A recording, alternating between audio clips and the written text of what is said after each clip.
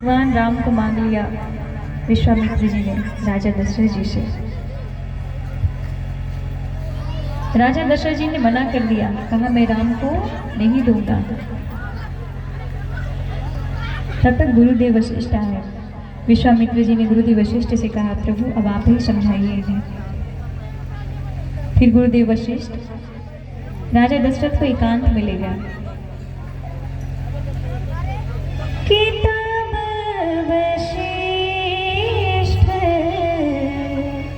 बहुविधि समझावा,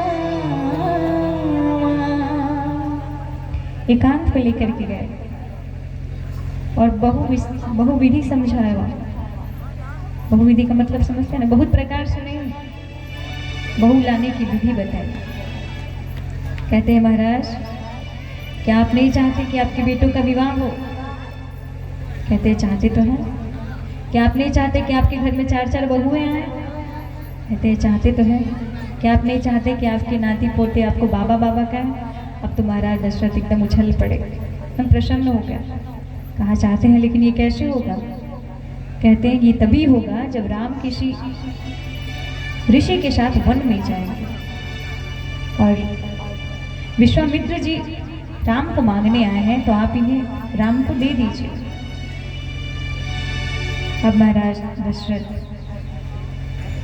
बड़े आदर दोनों पुत्रों को बुलाते हैं, भगवान राम और लक्ष्मण जी को, और कहते हैं राम आज से विश्वामित्र जी ही आपके माता पिता हैं, आपके गुरु हैं। आज से जो भी कार्य करिएगा इनसे पूछ करके ही करिएगा। विश्वामित्र जी के संग में चल पड़े भगवान राम और लक्ष्मण जी। चलते चलते रास्ते में ताटक वन पड़ा। ताटक वन में ताड़का नाम की राक्षसी रहती थी महाराज। अब जैसे ही ताड़का ने भगवान राम के आने की आहट पाई, तुरंत अपना हाथ आगे बढ़ाया। विश्वामित्र जी ने कहा राम तुरंत इसका वध करिए। अब तो जैसे ही लक्ष्मण जी ने धनुष बाण निकाला, राम जी ने कहा रुक जाओ, नियम ये नहीं है महाराज, किसी भी अबला पर हाथ नहीं उठाना चाहिए। विश्वामित्र जी कहते हैं राम ये अबला नहीं, ये सबला है, ना जाने कितनों को खा गए, तुरंत इसका वध करिए।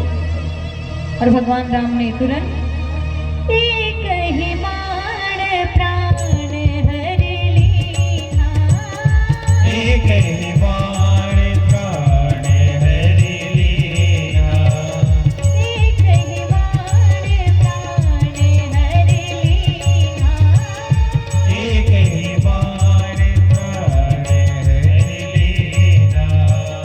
दीन जाने ते निज पद दीना, दीन जाने ते निज पद दीना, दीन जाने ते निज पद दीना।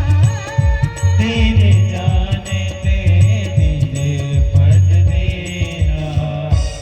एक ही बाण में भगवान ने ताड़का का वध कर दिया। यहाँ पर भगवान राम को विश्वामित्र जी ने अस्त्र शस्त्र की विद्या प्रदान की। 2 विद्याएं, बला अति बला, जिसको ग्रहण करने के बाद भूख प्यास नहीं लगती महाराज। अब यहाँ भगवान राम और लक्ष्मण जी विश्वामित्र जी के आश्रम में पहुंचे, रात्रि विश्राम करते हैं। अब हम इन्हें विश्वामित्र जी के आश्रम में विश्राम करने देते हैं। कल राम जी को उठाया जाएगा, आज इन दोनों को विश्राम करने दिया जाए। और आपसे निवेदन है कि कल राम जी का और माँ सीता जी का विवाह होगा, तो आप अधिक से अधिक संख्या में आए।